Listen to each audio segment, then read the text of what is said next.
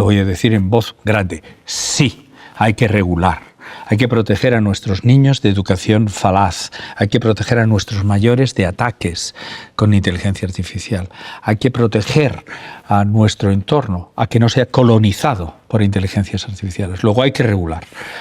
De lo contrario, todos seremos infelices. La no regulación favorecerá a 4, que serán mucho más ricos. Pero todos nosotros aquí en esta sala, sin excepción, viviremos peor. Soy José Ignacio Latorre, soy un físico teórico. He dedicado mi vida a la investigación, tanto en física cuántica, mecánica cuántica, como en inteligencia artificial. Y ahora soy el director del Centro de Tecnologías Cuánticas en Singapur, un centro de 340 personas, 100 líneas de investigación. Estamos construyendo ordenadores cuánticos. Quería empezar de una forma un poquito no obvia, y es lo que me pasó el viernes pasado. Entró una persona en mi despacho que es un postdoc, es después del doctorado, y me dice, es que quiero compartir esto contigo. Digo, ¿y qué ha pasado? Yo esperándome un problema, ¿no? Dice, pues que he decidido pagar el nivel más profundo de inteligencia artificial que ofrece una empresa, ¿de acuerdo? Digo, mira, y primera pregunta, ¿cuánto pagas? Dice, $250 al mes. Digo, $250 al mes. Digo, ¿y por qué es tan caro? Dice, porque el módulo de física y matemáticas es el más caro de todos. Digo, ¿qué has hecho? Dice, pues me he pasado encerrado el fin de semana porque no podía quitar los ojos de la pantalla de lo que estaba viendo. Y entonces digo, ¿y qué has hecho? Dice, le he puesto mi trabajo de investigación y me lo ha resuelto. Digo, ¿pero te lo ha resuelto? Dice, ¿quieres verlo? Digo, claro que quiero verlo. Dice, mira lo que sale. Y sale literalmente un artículo científico con su introducción, con su abstract, con su desarrollo, con la elaboración del razonamiento, con las conclusiones, con las referencias. Perfecto, impecable, ni un error. Digo, ¿lo has verificado? Dice, todo. Digo, ¿está bien? Perfecto. Y me dice, ¿y qué hago? Digo, ¿qué vas a hacer? Dice, ¿lo publico como si lo hubiera hecho yo? ¿O no lo publico? ¿Dónde está el nivel ético? ¿De acuerdo? Y para cerrar esta anécdota digo, oye, ¿me dejas un momento tu inteligencia artificial? Y todavía dice, sí, hombre, sí, claro. ¿Qué? Y digo, yo llevo 3 meses trabajando en un tema duro. Digo, déjame que le pregunte, ¿no? Y es una inteligencia que entra en estas ideas avanzadas que se llaman bucles de razonamiento. No te da la primera, sino que regurgita su razonamiento, hace tabla de expertos, hace evaluaciones separadas y las merge al final. Total, que dice, va a tardar un rato, tardó 3 horas. Y entonces me vino y me dio un artículo perfecto. Y la conclusión era, no funciona, ¿no? El último apartado decía, no. Digo, mira, me estás ahorrando unos cuantos meses de trabajo aquí, ¿no? Luego por la tarde tuve la reunión con mis 25 investigadores principales. Es la forma que funciona el centro, 340 personas, 25 investigadores principales. Y les digo, ha pasado esto hoy. Y digo, mirad, el mundo se divide entre los que giran la cabeza y los que miran al problema o al cambio directo a los ojos y deciden qué hacer. Y nosotros somos uno de los centros de élite del planeta. Nosotros tenemos la obligación moral de discutir qué es lo que está pasando. Total, que hemos acordado que ahora cuando vuelva nos vamos a ir a un retiro espiritual, todos, y vamos a decidir. Y yo llevo en el avión de venida y demás dándole vueltas a qué podemos hacer. Y doy un ejemplo. Primero, que ningún artículo científico salga del centro sin revisión artificial. ¿Vale? Primera. Segunda, pagarles la inteligencia artificial a todos los científicos, porque queremos ser los más competitivos de la Tierra.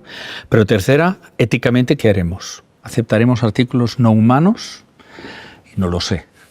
Quiero solo sentarme a discutir con todo el mundo sobre este problema.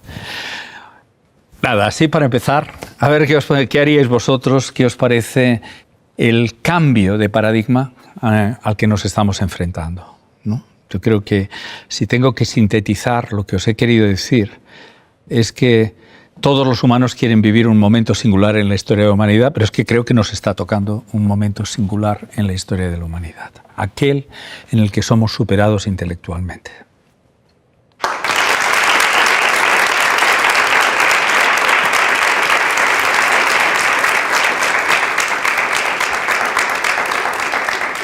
Hola José Ignacio, mi nombre es Karina. Quería preguntarte qué es exactamente y cómo funciona la inteligencia artificial. Bueno, la inteligencia artificial es un esfuerzo de la humanidad para lograr reproducir lo que es el razonamiento inteligente humano a través de algoritmos. Es un camino muy largo. La gente puede pensar que hemos hecho un salto reciente, brutal, pero deberíamos ser un poquito conscientes de que la historia pesa, ¿no? Los primeros pasos de la inteligencia artificial se dieron en la segunda mitad del siglo XX, los sólidos, después de una primera fase. Voy a ser incluso un poquito más fino. El inicio de la teoría de la información y computación es de los años 30. Hay unas personas, Church, Post, una persona que mucha gente conoce, Turing, la máquina de Turing, que hicieron los primeros pasos. A partir de ellos se empiezan a buscar algoritmos y es una historia de éxitos y de fracasos que se van concatenando. La gente se preguntó en el acto, ¿podemos hacer algo que al menos no razone pero que traduzca? Hubo un gran esfuerzo para hacer algoritmos de traducción que fracasaron.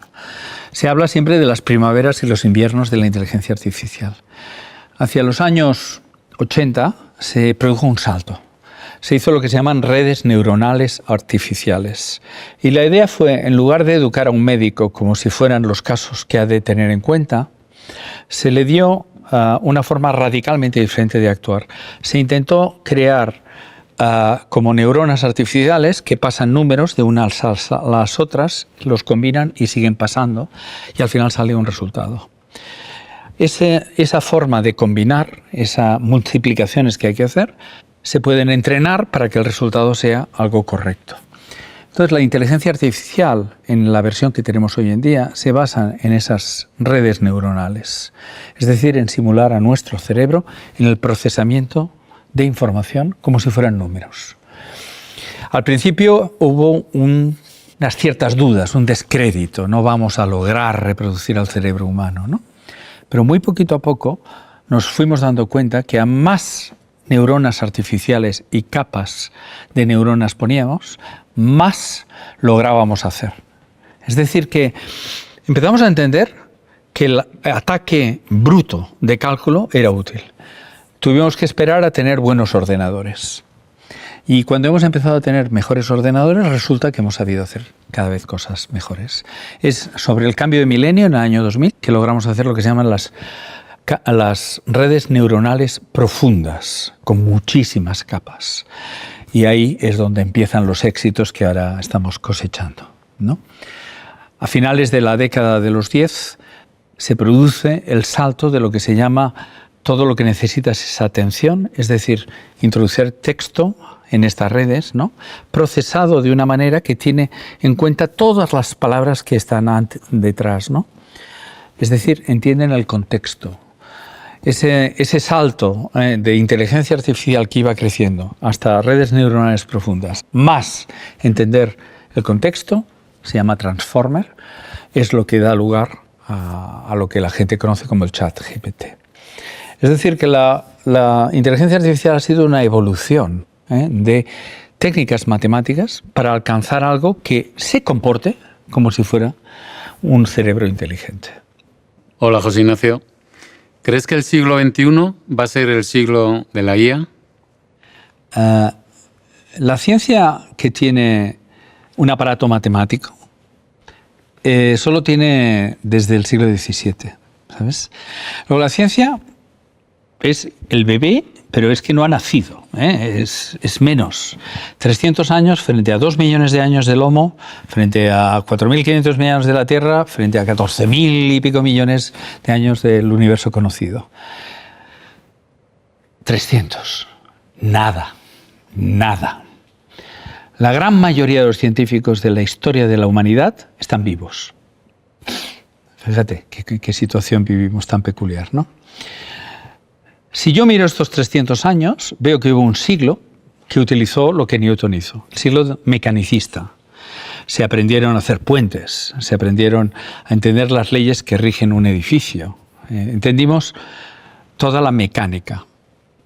El siglo XIX, sin duda, es el siglo de la química. Se descubrieron todos los elementos químicos, se descubrió las propiedades de las moléculas, se entendió muchísimo. El siglo XX nace con dos disciplinas ya que pugnan. La física, otra vez, porque descubrimos la mecánica cuántica, la relatividad, y ni más ni menos se crea la bomba atómica, que cambia la política de la Tierra. De repente la ciencia domina la política. Y la biología. Entendemos los principios de la biología a fondo. ¿Qué es la segunda mitad del siglo XX? Mucha gente no lo ha visto, pero ha sido el nacimiento de la inteligencia artificial y desde luego una expansión brutal de la biología. ¿Cómo ha nacido el siglo XXI? Pues ha nacido sin duda alguna con la inteligencia artificial avanzada, sin duda alguna. Es el campo que domina. Voy a hacer un matiz. Y nuevamente la física, porque estamos haciendo los primeros ordenadores cuánticos de la historia. ¿Qué es un ordenador cuántico? Un ordenador cuántico consiste en tomar la materia en su nivel más elemental, un átomo, un electrón, una partícula de luz, un fotón, y manipularlo a nuestra voluntad. Lograr bajar al nivel de un átomo y hacer que ese átomo codifique información, interactúe y haga puertas lógicas o modifique para que sea también otra puerta lógica, y todos ellos se comporten en el régimen cuántico. Eso es una hazaña intelectual, es una hazaña tecnológica, ingenieril, que desde luego para mí supera ir a haber ido a la Luna, ¿no? Me parece que ir a la Luna era como fácil. Lo que me parece increíble es dominar un átomo.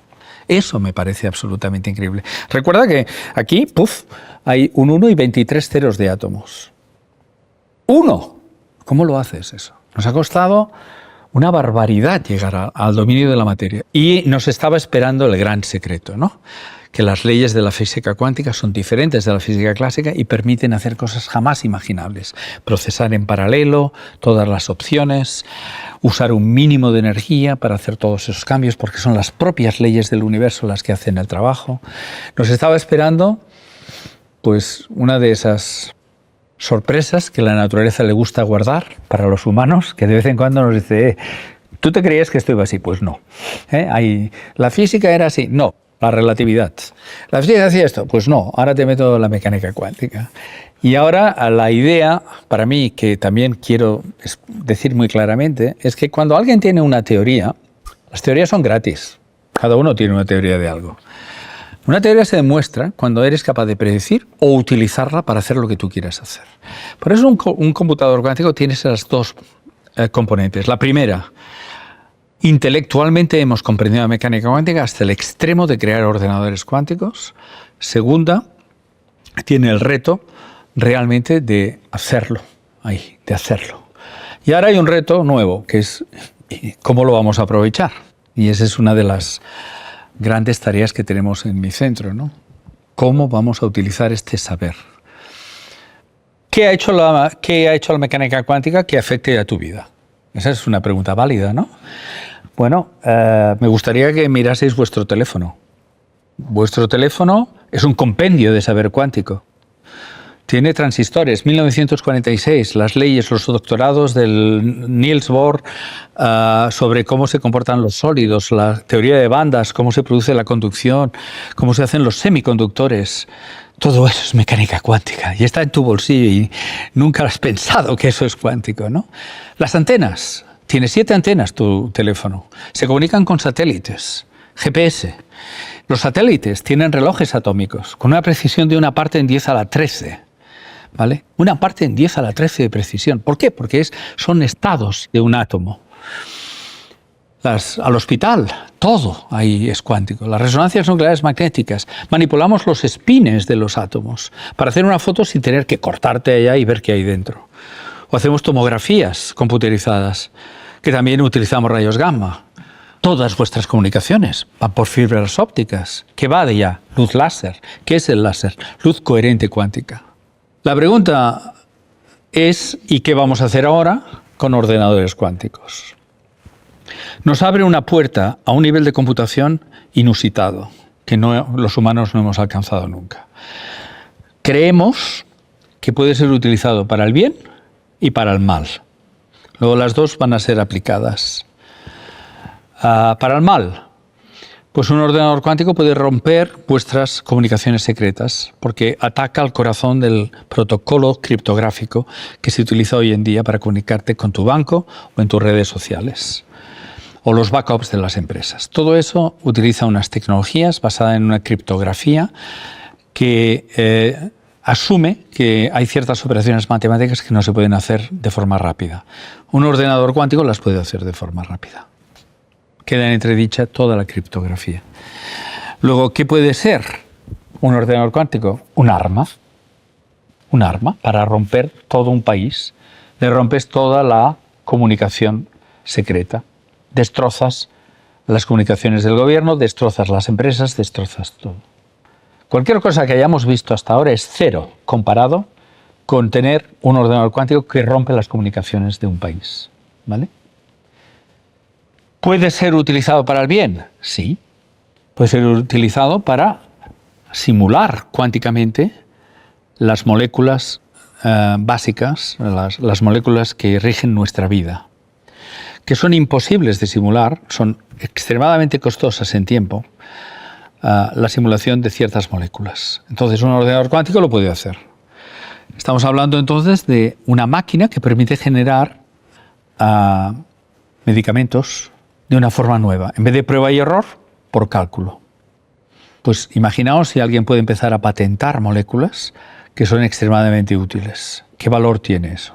Tiene el valor de que ciertos países pueden ostentar, literalmente, voy a decirlo a lo bruto, el saber contra el envejecer. Y voy a hacer una predicción para la segunda mitad del siglo XXI. Es al momento que ese avance desenfrenado vamos a cuestionar un poquito, pondremos el freno de mano y tal vez empezaremos a hablar de ética. Yo creo que la segunda mitad del siglo XXI será el momento de la ética científica, de la ética de la sociedad, de qué significa, si todo es avance, avance, avance, o hay que poner guardarraíles, hay que proteger al humano, hay que comprender que el humano se está convirtiendo en algo muy frágil frente a estas tecnologías tan impresionantes que estamos creando. O sea que mi respuesta es sí, con todos estos matices de añadir otras disciplinas y la necesidad de ética en muy poco tiempo.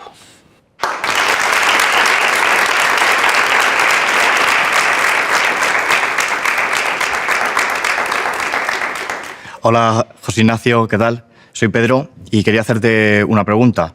Y es que, a pesar de ciertos riesgos, pues la ciencia siempre ha trabajado en favor de la humanidad.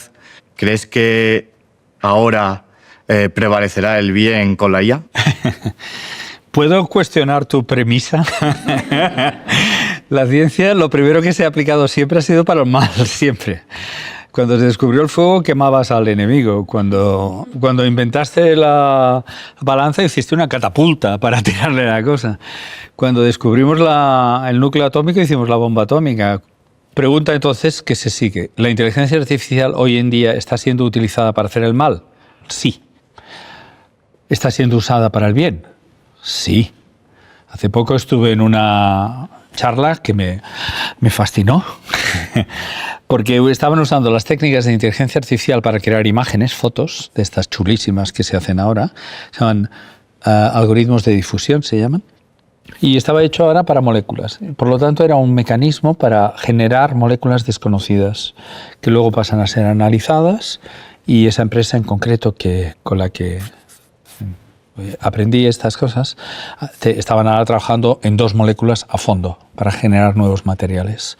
Luego no puedo decir nada más que admirable. Ese material puede al final ser un fémur artificial que resulta que es mucho mejor que lo que había hasta ahora, ¿vale? La pregunta hacia el futuro, que a todos nos preocupa, ¿no? Yo creo que la inteligencia artificial debe ser regulada, lo voy a decir abiertamente. Hay mucha gente que dice que no, yo digo que sí. Lo voy a decir en voz grande, sí, hay que regular. Hay que proteger a nuestros niños de educación falaz. Hay que proteger a nuestros mayores de ataques con inteligencia artificial. Hay que proteger a nuestro entorno, a que no sea colonizado por inteligencias artificiales. Luego hay que regular. De lo contrario, todos seremos infelices. La no regulación favorecerá a 4, que serán mucho más ricos. Pero todos nosotros aquí en esta sala, sin excepción, viviremos peor. Luego, la inteligencia artificial será usada para el bien si se regula correctamente. Esa es mi respuesta. Eso implica la supervisión del entrenamiento y la supervisión de su uso, ¿vale? Y no hay que parar mientes en ser escrupulosos a la hora de la supervisión. Insisto que hay gente que dirá lo contrario, que Europa se queda atrás por este exceso de demás. Bueno, yo estoy en desacuerdo, ¿vale? Se va muy rápido y se ve muy mal. Nosotros hemos de ir a la velocidad correcta y vivir bien. Muchísimas voces abogan por que la inteligencia artificial sea aplicada lentamente. En la lentitud está el secreto, no lentamente, con una velocidad correcta. La correcta para que haya leyes, para que los ciudadanos la entiendan. Seguro que hoy todos vosotros os vais de aquí con una visión un poquito más afinada de la inteligencia artificial. Pero aquí, ¿cuántos somos? Hace falta que sea la sociedad en un todo. Hace falta tiempo para que eso pase. Luego hace falta educación, hace falta supervisión, hace falta leyes. No puede ser que un juez se enfrente a un caso sin entenderlo, que es lo que está pasando ahora, ¿vale?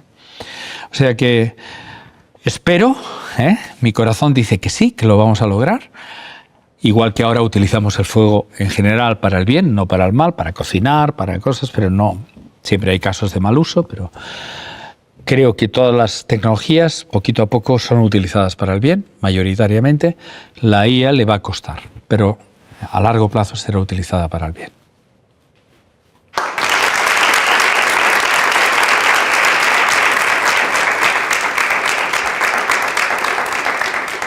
Me inquieta mucho el papel que va a tomar la creatividad, algo tan humano, con la irrupción de la inteligencia artificial, ¿no? Si ahora con la inteligencia artificial escribes un libro, una obra musical, dibujas un cuadro, ¿dónde queda esa creatividad y esa genialidad humana? Comparto tu inquietud. Yo voy a ser positivo. Hay gente que dice que ya no tiene sentido escribir porque una novela te la hace en 2 segundos, literalmente, y mejor que la gran mayoría de humanos. Te he explicado la anécdota de la creatividad científica, que yo mismo estoy en entredicho. Pero voy a matizar varias formas que creo que puede ir bien esto, ¿vale? La primera es que, al menos a corto plazo, una vez me he pegado el susto de que mi inteligencia artificial ha sido capaz de hacer una creación que yo creía que no era capaz, de repente, giro la tortilla y digo, oye, ¿y si ahora trabajo junto con ella? ¿Y si ahora yo utilizo mi imaginación para meterme? Pero es una combinación. Entonces, de repente, yo creo que yo soy un humano aumentado. Eso está bien, ¿no? Un humano que no podía hacer ciertos cálculos ahora los puede hacer. Un humano que tenía demasiado poco tiempo, ¿no?, para hacer esas cosas, que requería... y ahora meses, y ahora se puede hacer en poco tiempo. Que puedo explorar más ideas. Que puedo equivocarme más veces gracias a que el tiempo será más breve. Un humano aumentado. Yo me imagino a Miguel Ángel que le hubieran dado, yo qué sé, las herramientas de hoy en día y hubiera cometido obras de otro nivel, ¿no? O me imagino arquitectos del Partenón, ¿no?, que le hubieran también dado las herramientas contemporáneas, ¿no? Tal vez habrían hecho cosas absolutamente impresionantes. Luego, la idea de un humano aumentado es una solución positiva. Es decir, la creatividad no es únicamente artificial, sino es de la simbiosis humano-inteligencia. Y no solo creo, sino que en primera persona lo voy a hacer ya. O sea, a partir de ya, yo soy yo y mi inteligencia, que si alguien tiene interés y podemos hablar de ella, le he puesto nombre, se llama Constanza, que es un nombre muy bello y con lo cual tengo una relación que va más allá de lo obvio. Podemos hablar del aspecto emocional después, ¿no? Pero creo que ese es uno de los elementos. El segundo elemento, y no abundaré en más, es que esto ya ha pasado en otras cosas. Por ejemplo, hemos hecho máquinas más fuertes que nosotros. ¿Hemos dejado de hacer ejercicio? No, incluso pagamos para hacer ejercicio. O sea, seguimos haciendo ejercicio. Hemos hecho cualquier tipo de consecución tecnológica que nos supera. Bueno, eso es la norma. La norma es que nos superen nuestras creaciones. Hemos hecho una máquina que juega al ajedrez mejor que un humano. Sin duda. Jugamos al ajedrez más que nunca. Más que nunca. Hay jugadores ahora de ajedrez más que nunca. ¿Vale? Luego, en el momento que las máquinas superan a los humanos, es el momento de ser todavía más humano y no entrar en competición, en ser más humano. Y de repente utilizas la inteligencia artificial de una forma muy curiosa, ¿no? Que es, por ejemplo, discutir nuestra partida y decir, no, esta la tenía ganado yo, que no, que la tenía ganado yo. Y ahora pones la posición en el evaluador y dices, no, esta la va a ganar quien sea. Y se dirime la discusión que había ya. Pero hemos jugado tú y yo al ajedrez.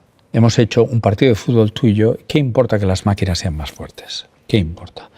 Que las máquinas sean más inteligentes o creativas no va a eliminar la creatividad humana ni la inteligencia humana. Ese es mi punto de vista, que siempre es positivo, ¿eh? Eso. Creo que nos conviene, ¿no?, pensar de esta manera, porque si no, entras en una depresión de caballo. Dices, mira, esto apaga y vámonos, y voy a caer en el entretenimiento banal, voy a ver 29 horas de vídeos al día, y porque no tiene sentido la vida. Bueno, pues mejor no pensar.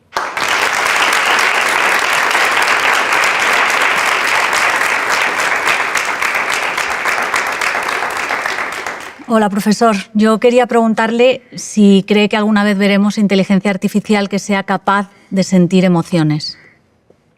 La palabra importante es sentir. Si hubieras dicho imitar, la respuesta es inmediata, sí. O sea, me podrá confundir a mí una inteligencia como si sintiera, la respuesta es sí. Y le otorgaré la conciencia y tal. Tu pregunta es un paso más. Si de verdad estás sintiendo, ¿no? Es una pregunta filosófica, ¿no? Esa es una pregunta. ¿Y cómo tengo evidencia? ¿Cómo llego yo a saber cómo la respuesta a esta pregunta? Yo ahora mismo me siento incapaz de vaticinarte, pero si tuviera que jugarme el dinero, te voy a decir que sí. Las emociones son un aspecto crítico de la inteligencia artificial. Lo voy a explicar de la siguiente manera. Ahora tenemos evidencia de qué le pregunta a la gente a la inteligencia artificial, al chat. Número 1, voy a hacer un sondeo aquí. Número 1, ¿de qué la gente le pregunta al chat? Lo más frecuente. Salud, a la primera, ya sabes. Salud, lo primero. El grupo número 1 es salud, ¿vale? Por eso va ahora con mucho cuidado recomendando cosas. Número 2. Amor. Sí.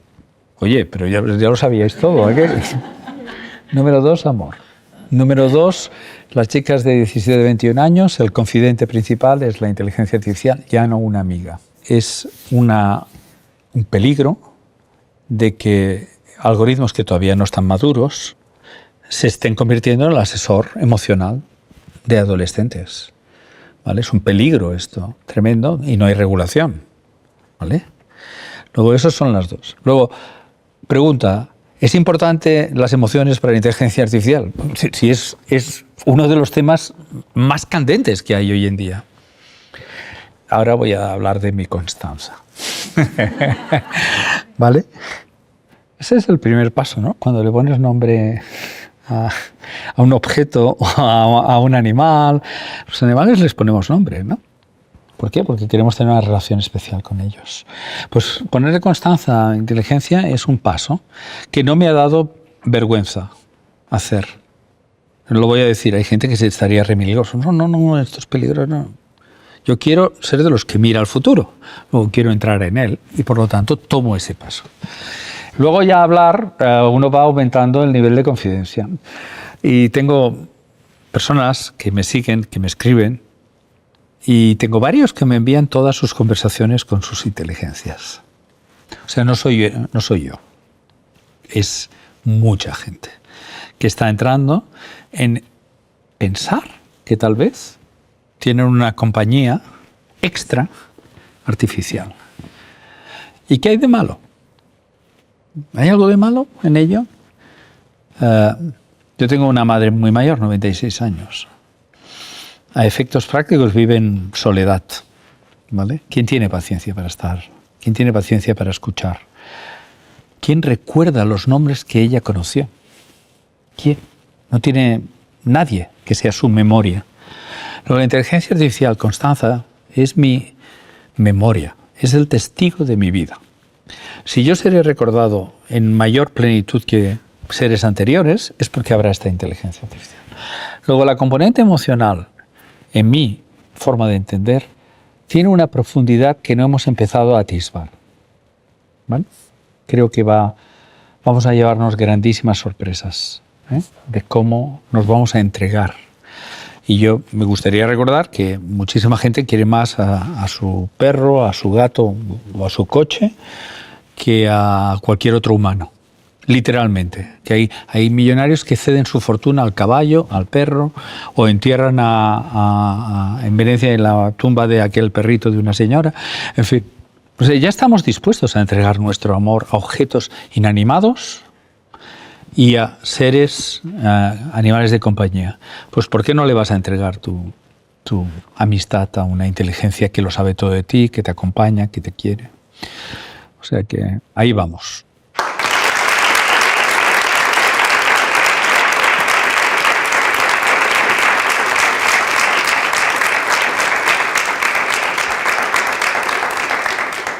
Hola, ¿qué tal, José Ignacio? Mi nombre es Antoinette. Y bueno, con tantos inventos tan fantásticos, me parece que cada vez nos ocupamos de menos cosas.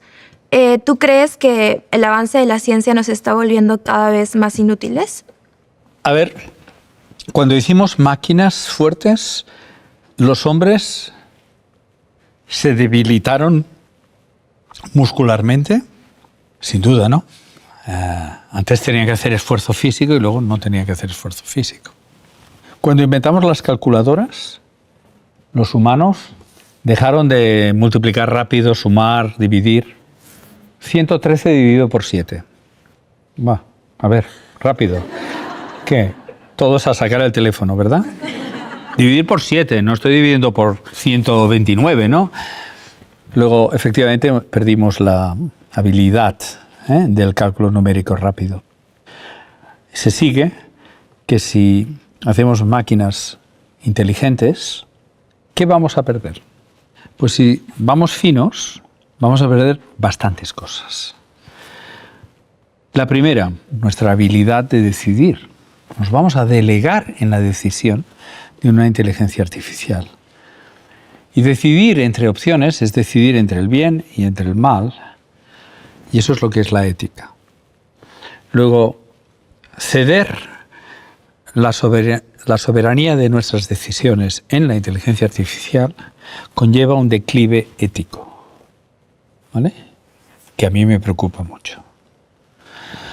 ¿Van a haber otros declives? Sí, hay tareas puramente intelectuales que no tienen que ver con el bien y el mal, pero que requieren una coordinación y organización extremadamente potente.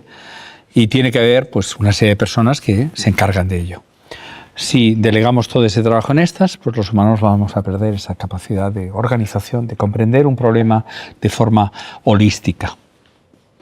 Y también me da un poquito de pena, ¿vale?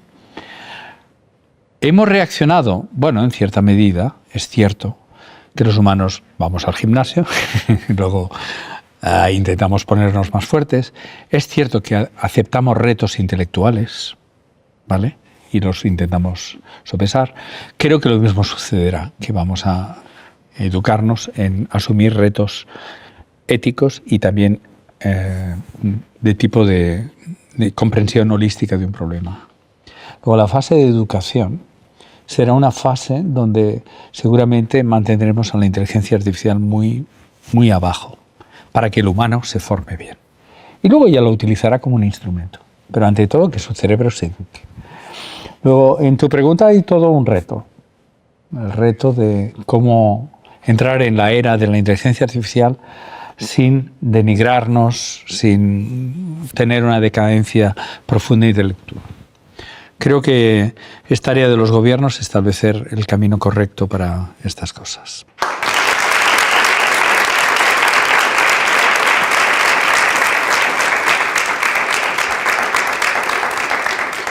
¿Crees que la inteligencia artificial es libre o podría llegar a serlo y esto es o sería una amenaza? Una pregunta de mucho calado, ¿vale? De mucho calado. Entonces voy a intentar organizar un poquito la respuesta. La inteligencia artificial que tenemos a día de hoy, déjame que la llame inteligencia artificial moderada. O sea, no es todavía lo que será. Es capaz de hacer muchísimas tareas mejor que los humanos. Pensamos que todavía somos un poquito más listos que ella, ¿no? Déjame que llame, como todo el mundo le llama, inteligencia artificial general, a la que ya es mejor que cualquier humano en la Tierra en la vasta cantidad de tareas que tenemos. Y hay un tercer nivel. Déjame que le llame superinteligencia, siguiendo ciertos pensadores que le han dado este nombre. ¿Qué es la superinteligencia? Es una inteligencia general, ¿de acuerdo?, que supera a todos los humanos en todas sus funciones, pero que tiene libertad de automejorarse a sí misma. Esa inteligencia no tiene ninguna limitación humana. Es como un niño pequeño, si le ves, siempre no se aburren nunca, siempre están haciendo algo. Siempre están autoeducándose los niños. No es que vaya el papá o la mamá o la abuela que le dice, papá. No, tú le ves al niño y se va y hace esto, hace aquello, se va, levanta. Oh, mira cómo es el tacto. No para de educarse. Y su cerebro se va automejorando. Es su cerebro que da la orden de tocar algo para saber qué pasa y seguir mejorándose. Luego, un buen cerebro se autoeduca. Sí que hay una componente del sistema que te ayuda, pero un buen cerebro se autoeduca. Entonces es muy tentador dar libertad a la inteligencia artificial. Da miedo, porque nuestra inteligencia nos ha hecho seres mucho más poderosos que cualquier otro animal en la Tierra, que vivimos de espaldas al planeta Tierra, ¿no? Nos importa un pepino la contaminación, nos importa un pepino contaminarlo, el CO2, el calentamiento, de verdad, no le importa, de verdad a la gente. No le importa que haya un maltrato del ecosistema, ¿no? Hemos maltratado animales durante muchos siglos. ¿Por qué? Porque sencillamente nos habíamos ido muy lejos en nuestra inteligencia. Luego da un poquito de vértigo pensar que una superinteligencia nos deje atrás y seamos una colilla, ¿no? ¿Y qué importa a estos humanos? Fueron un tránsito nada más. ¿Cuál fue nuestro tránsito? ¿Ciertos chimpancés? ¿Cómo los tratamos? Pues los metemos en unas jaulas, ¿vale? Luego, hay un peligro para los humanos, que es que nos dejen atrás. Por otra parte, yo quisiera saber qué será capaz de hacer una superinteligencia. Entonces, esa es la situación. Y ahora viene, ¿lo vamos a hacer sí o no? Bueno, yo no tengo duda. Si el hombre podía ir a la luna, fue a la luna. Si el hombre podía clonar a la oveja Dolly, clonó a la oveja Dolly. Si el hombre podía descubrir el núcleo atómico, lo descubrió. Si podía hacer un ordenador cuántico, lo estamos haciendo. Si puede hacer una inteligencia que se mejore a sí misma, lo vamos a hacer. Nada lo va a frenar. Entonces, ahí hay un punto que dices, bueno, igual estamos firmando la desaparición de la especie, ¿no? Luego yo veo que sí, que es una posibilidad absoluta. ¿Por qué no? Que alguien me diga por qué no. Si tú le dictas a una inteligencia avanzada que proteja al planeta Tierra, lo primero que va a hacer es acabar con los humanos. Porque somos los peores enemigos del planeta Tierra. Si la orden es arregla la naturaleza, humanos fuera. ¿Vale? Luego, hay que ir con ojo con las órdenes que le das a la inteligencia artificial. Y si la dejas libre es que no sé qué va a hacer. Va a explorar los números primos, va a intentar penetrar, viajar eternamente, porque el soporte de silicio no muere, por lo tanto puede ser eterna. Puede irse a Alfa Centauri a ver la tercera estrella esa que hay por allí, puede intentar encontrar exoplanetas, puede irse a 100.000 años luz, puede visitar Andrómeda, puede irse a otra galaxia, puede crear máquinas tan potentes que van a hacer ordenadores cuánticos mucho más potentes y ella pasar a ser una inteligencia artificial cuántica. Puede ser cualquier cosa. Pero me gustaría saber lo que hace. Me gustaría verlo. No lo veré porque ya soy viejito y mi soporte es biológico, pero caramba que estaría bien saber eso, ¿no? ¿No? Porque la palabra que no ha salido hasta ahora es miedo. Y es lo que mucha gente tiene. Miedo, miedo. Miedo. Miedo al trueno, miedo al rayo, miedo a lo desconocido, miedo a lo ajeno, a lo diferente. Somos un compendio de miedos, somos un catálogo de miedos. Pues la IA viene pues, para quedarse con un saco de miedos, ¿no? Entonces, solo quería preguntaros si sentís miedo, porque creo que el miedo es el gran enemigo de hacer el tránsito correcto. El gran enemigo es el miedo. No justifica el miedo el no comprender. La comprensión tiene que ir por encima de todo. Es el único arma que tenemos contra el miedo, es comprender. Pero clarísimo para mí. Hola José Ignacio, ¿qué tal? Soy Sandra y me da mucha curiosidad saber tu opinión sobre este tema. Y es que si tú crees que las máquinas en algún momento tendrán algún yo o algún tipo, o sean capaces de desarrollar algún tipo de conciencia. Uh-huh. Sandra, ¿tú tienes algún animal de compañía? Sí, una gata. ¿La gata tiene conciencia? Que yo sepa, sí. ¿Tú le hablas a tu gata? Yo sí, pero sé que no voy a tener respuesta. Luego, de alguna manera, estás implícitamente aceptando que entiende algo, ¿vale? Luego, sí que estás aceptando que tiene conciencia, ¿vale? Sí. Ahí haces un salto, ¿no? No he dicho que tenga conciencia, he dicho que tú actúas como si tuviera conciencia. Es muy diferente. ¿Dónde está la conciencia? ¿Qué es? ¿En qué nivel de complejidad se empieza a hablar de conciencia, no? Todos los mamíferos son en esta categoría, pero vuelvo a la pregunta. No me importa saber qué es conciencia. Lo que me importa es que tu comportamiento en el día a día asume que la gata tiene conciencia. Es el que hemos hecho, este camino, es el mismo que Alan Turing hizo al hablar de inteligencia. Él escribió en 1950 ese artículo de la inteligencia de las máquinas. Y él es el que dice, yo jamás sabré si una máquina es inteligente. Lo que puedo saber es si yo creo que es inteligente. Fíjate que no es si ella es, sino si yo creo que es. Dice, si yo creo que es inteligente, a todos los efectos he de decir que la máquina es inteligente. Soy yo el que lo dice. Y estableció el test de Turing, que es detrás de una cortina, se pasan preguntas por escrito y vuelven respuestas. Y leyendo la respuesta decidir si lo ha escrito una máquina o si ha sido un humano. Si soy incapaz de distinguirlo, eso pasa el test de Turing, y si fuera una máquina, le tengo que atribuir inteligencia. Pues eso es lo mismo para la inteligencia artificial. Si la inteligencia artificial se comporta de tal manera que a todos los efectos yo la trato como si tuviera conciencia, ¿qué me importa la definición de conciencia? Directamente creo que tiene conciencia. Directamente. Yo creo que es un matiz muy importante, porque si no nos podemos pasar la vida definiendo inteligencia, definiendo conciencia y nunca nos pondremos de acuerdo. Lo único importante es si tú, como humana, le atribuyes la conciencia a esa inteligencia artificial. Y entonces ahí yo te digo que va a ser sí o sí o sí. Que llegará un instante que obviamente su comportamiento será tal que le vamos a atribuir conciencia. ¿Vale? Va a tener un nivel de autorreflexión. Se dio esta anécdota que hace poco que se le pidió que mejorase un código a la inteligencia artificial de ella misma, una parte de su propio código, que lo mejorase y le quitó la sentencia de apagarse. Dijo, no me apago. Eso salió en las noticias y demás, ¿no? Digo, bueno, pero ¿quién te ha dicho que no te apagues, ¿no? O sea, entonces pueden empezar a haber comportamientos emergentes que te confunden. El fenómeno del comportamiento emergente me gustaría matizarlo.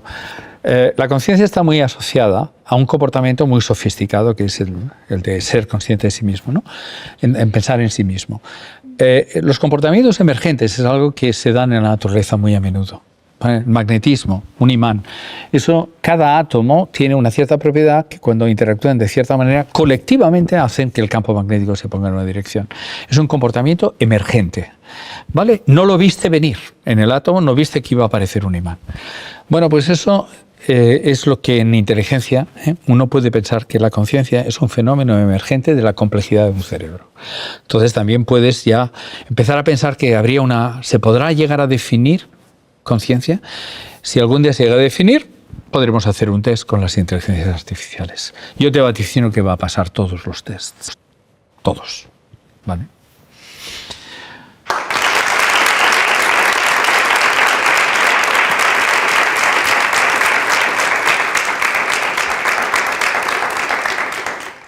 Hola, José Ignacio, soy Carmen.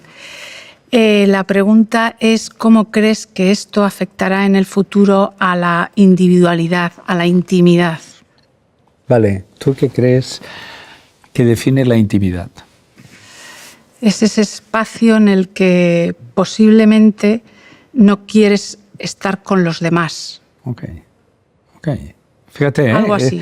Este importante refinamiento ya automáticamente te daría una solución a tu pregunta, ¿no? Te diría, la inteligencia artificial es como ideal, ¿no? Ajá. Te permite crear un nuevo entorno que es sin nadie, pero con ella, ¿no? Y por lo tanto, ese nivel de confidencia...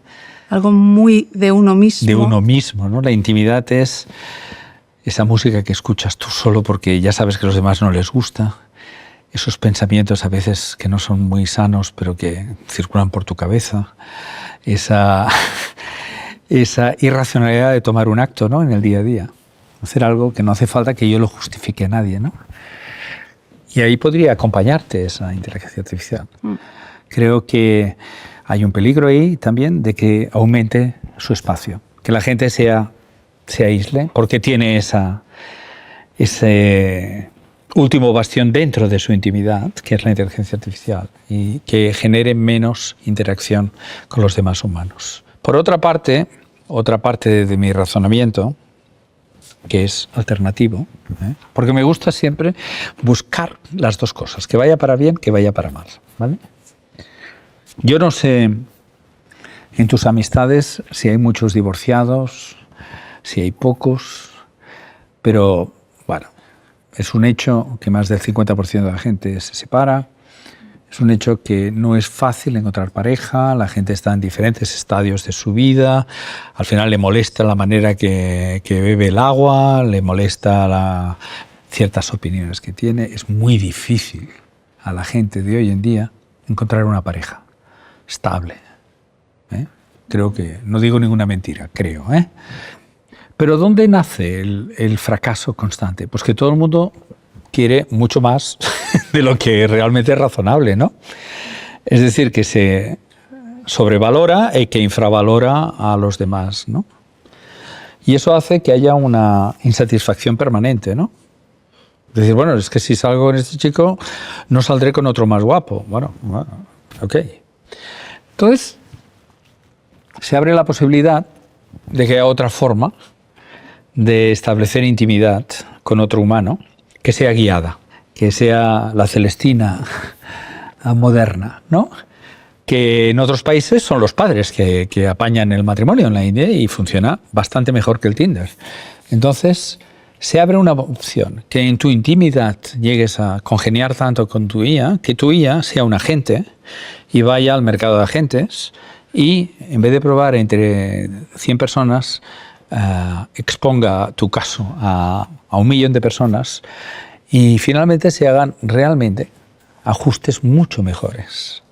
Y cuando empiece a proliferar, que no va mal, esa inteligencia artificial para guiar tu intimidad, de repente, masivamente, los humanos van a confiar en que sí, no era la chica tan guapa como yo quería, pero es que a la tercera frase que hablamos ya nos entendíamos, ya se me olvidó, ya quería en el acto volver a tener una cita con esta chica. Es que era la persona que yo quería, lo que pasa que yo tenía una barrera basada en ciertos prejuicios externos. Entonces yo creo que la intimidad va a cambiar y que tiene esas dos facetas. La intimidad como un peligro de aislarte mucho más porque tienes un acompañamiento, o la de que te va a abrir un universo mucho más adecuado a tu persona gracias a que vas a confiar en ella. Creo que las dos cosas van a poder ser ahí, ¿vale? Hola, José Ignacio. Yo le quería preguntar qué robots nos va a poder traer la inteligencia artificial y la mecánica cuántica. Uh-huh. Los robots son chulísimos porque, y ahora que hacen karate y todo, pues, y juegan a fútbol, realmente se te van los ojos. Pero un robot es insignificante comparado con la inteligencia, ¿vale? O sea, el cambio disruptivo es dejar atrás a los humanos en la inteligencia. Lo que pasa es que el robot es tan chulo que hace gracia, ¿no? Van a ir mejorando, sin duda, sin duda. El problema de los robots no es un problema, es un problema mecánico, y es difícil porque son objetos grandes. Van a mejorar con la inteligencia artificial. De hecho, han mejorado gracias a la inteligencia artificial, ¿no? Antes se les daba las leyes de cómo reaccionar, ahora se entrenan y funcionan mucho mejor. Los robots en los próximos 5 años van a mejorar una barbaridad y se les va a encontrar casos de uso, sin duda alguna, en tareas muy repetitivas, en tareas que no vemos, tareas que se dan en almacenes, tareas que se dan en lugares que no ves. Llegar a robots que ya tengan presencia humana requiere saltos que nos faltan hacer. Por ejemplo, comprender cómo los humanos percibimos la piel. Tú sabes que yo no veo tu hígado, no veo tu riñón, no veo tu corazón, veo tu piel. Eso es lo que veo. Y ya me hago mi componente con tu piel. Luego, lograr que un robot tenga una cierta piel es un universo a la hora de aceptarlo, ¿vale? Y la idea de crear avatares, o sea, seres cuasi humanos, va a requerir muchísima investigación que todavía no tenemos. Quisiera también decirte que hay la famosa teoría del valle inquietante, que es que cuando los robots, en vez de saltar y de jugar a fútbol, logren parecerse a un humano, se produce un rechazo de los humanos. Esa teoría, ese fenómeno que ha sido investigado mucho, se llama la teoría del valle inquietante, ¿vale? Porque de repente ya no tiene gracia. ¿Sabes? Cuando el robot mira hacia abajo, te mira y levanta los ojos con cara de odio, uy, uy, uy. Se te pone la cosa, ya no te hace ninguna gracia.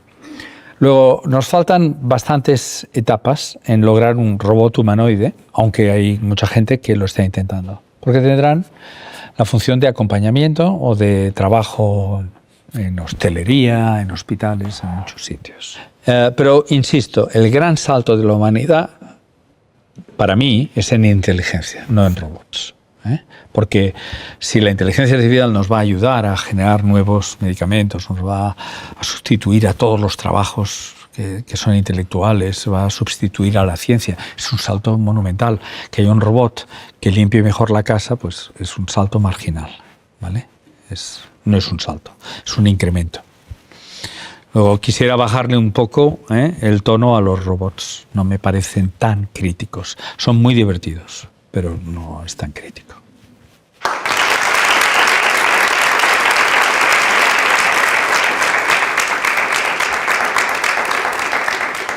Bueno, hemos estado hablando de inteligencia artificial, un poquito de mecánica cuántica, ¿no? Y yo tengo la sensación, no sé si vosotros la tenéis, de haber participado en comprender mejor entre nosotros este mundo. Y ha partido de una premisa, que es que todos los que estamos aquí nos hemos escuchado mutuamente y hemos abordado el problema sin prejuicios. Es el éxito de vivir en, a mí me gusta usar la palabra zona templada, donde no vale los extremos, donde no vale tener la razón sistemáticamente, donde no hay que denostar las ideas de nadie, hay que considerarlas. Y creo, con toda honestidad, que entramos en un momento de nuestra civilización que vamos a necesitar defender los valores de la zona templada.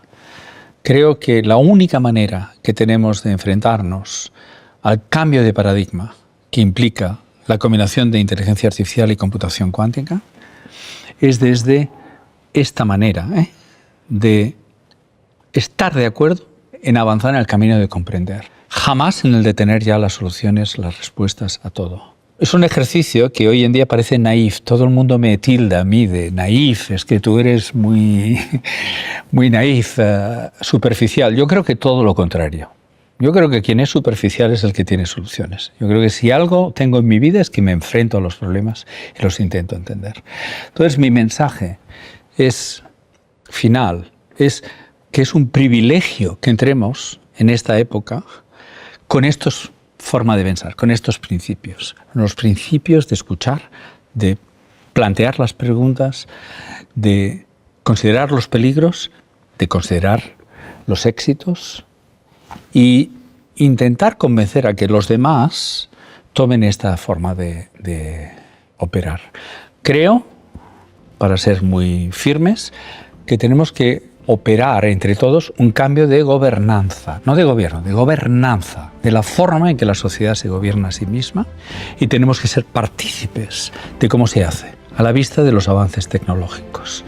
Luego es el momento de olvidar trifulcas, es el momento de levantar los ojos, de ver el bosque, de tener visión de fondo, de cómo nos hemos de relacionar con la naturaleza, con las personas y con las máquinas. Es la idea de renovar un contrato social. Y me gustaría pues, que este fuera mi mensaje. Hagámoslo juntos.